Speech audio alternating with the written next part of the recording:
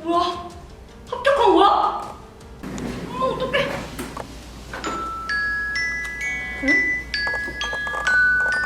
여보세요? 안녕하세요. 김유나 씨 되시죠? 여기 서북구 경찰서입니다. 네. 유나 씨 지금 경범죄에 연루되셨는데 혹시 통화 가능하신가요? 뭐야? 보이스피싱이네.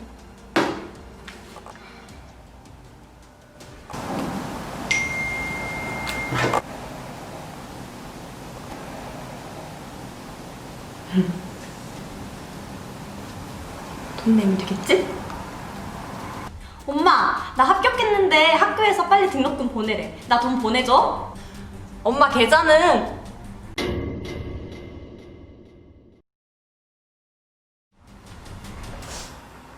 나 이번에 취업해야 되는데 진짜 언제 붙냐?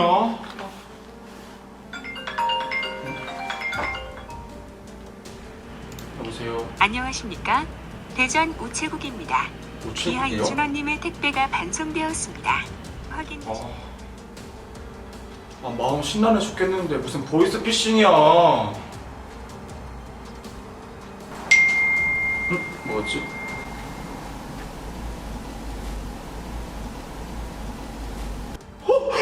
나 붙었어. 합격했어. 어떡해. 주민번호랑 계좌번호? 빨리 보내야지.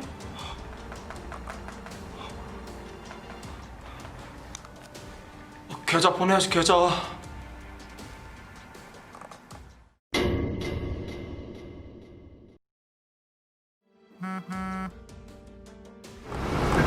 뭐지?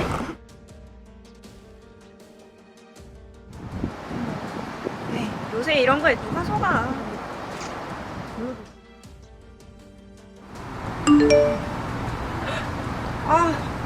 엄마 어떡하지?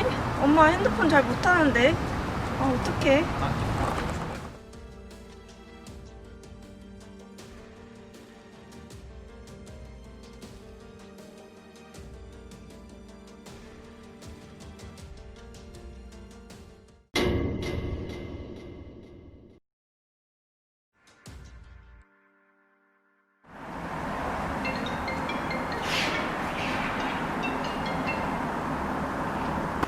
여보세요? 중앙지검 검사 김나경입니다.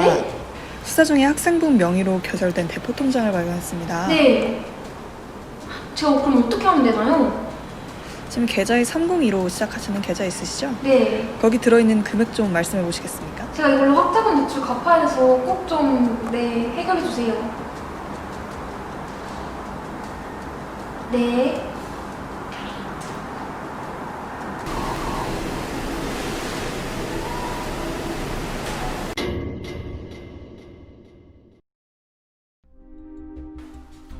소비자들의 감각을 가려 판단을 흐리게 하는 보이스피싱 수법.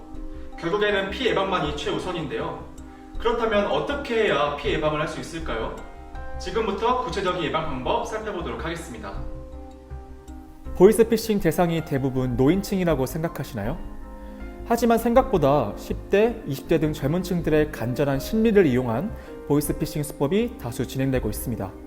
10대 학생들이 대부분 간절히 여기는 것은 대학 합격일 것입니다. 바로 이 간절한 감정을 이용하여 많은 보이스피싱범들이 사기를 치고 있습니다. 해당 사례는 학생의 대학 지원 명세를 빼내어 학부모 및 학생에게 전화를 한 후 실제 대학교 전화번호로 변조하여 추가 합격하였다고 통지합니다. 또한 차순위자에게 넘어가지 않도록 등록 보조금을 즉시 입금토록 합니다. 20대 학생들에게는 취업이 간절한 감정입니다. 취업 빙자 사기는 구직자에게 좋은 회사를 소개시켜주겠다거나 실제 취업이 되었다고 접근합니다.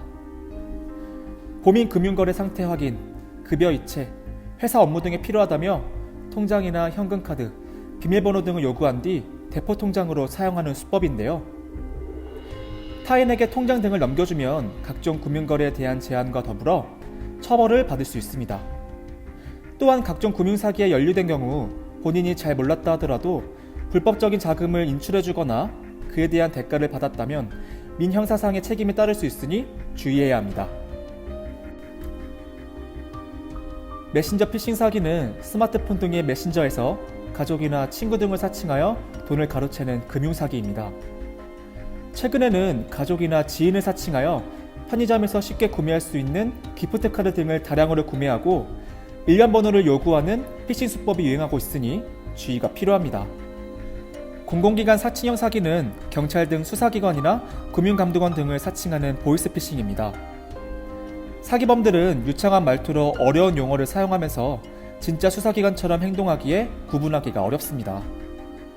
피해자들을 개인정보 유출, 범죄사건, 대포통장 사건 등에 연루되었다는 말로 압박하고 돈을 안전하게 보관해주겠다는 명목으로 가로채는 경우가 많습니다. 이성과 감성도 통하지 않는 현 주소에서 예방할 방법은 오직 소비자들의 의심뿐입니다. 그러면 지금부터 피해 예방 방법을 알아볼까요? 첫 번째, 전화로 정부기관이라면서 자금 이체를 요구하면 일단 보이스피싱을 의심하세요. 두 번째, 전화, 문자로 대출 권유 받는 경우 무대응 또는 금융회사 여부를 확인하세요. 세 번째, 대출 처리 비용 등을 이유로 선입금 요구 시 보이스피싱을 의심하세요. 네 번째, 고금리 대출을 먼저 받아 상환하면 신용등급이 올라가 저금리 대출이 가능하다는 말은 보이스피싱입니다. 다섯 번째, 납치, 협박 전화를 받는 경우 먼저 전화를 끊고 자녀에게 전화하여 자녀 안전부터 확인하세요. 여섯 번째, 채용을 이유로 계좌 비밀번호 등을 요구하는 경우 보이스피싱입니다. 일곱 번째, 가족 등을 사칭하여 금전 요구 시 먼저 가족 등에게 전화하여 본인인지 확인하세요. 여덟 번째, 출처 불명 파일, 이메일, 문자는 클릭하지 말고 삭제하세요. 아홉 번째, 금융감독원 팝업창이 뜨고 금융거래 정보 입력 요구 시 100% 보이스피싱입니다. 열 번째, 보이스피싱 피해 발생 시 즉시 신고 후 피해금 환급을 신청하여 추가 피해를 방지하세요. 스미싱 문자를 받았을 경우 한국인터넷진흥원, 금융감독원, 경찰청 사이버안전국에 신고. 금액을 이체하기 전에 지인에게 전화를 걸어 문제 상황 확인. 경찰서를 방문하여 사건 사고 사실 확인원 발급. 금융기관을 통해 피해 구제 절차 신청.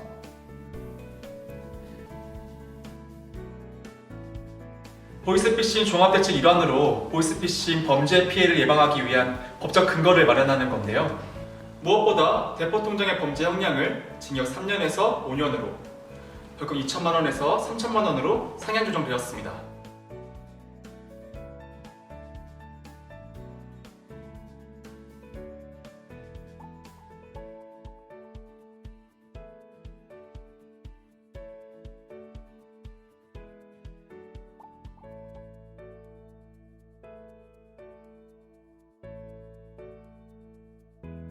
점점 똑똑해지는 보이스피싱. 이제는 우리의 이성도 감성도 통하지 않는 현 주소에서 예방할 방법은 오직 소비자들의 의심뿐입니다.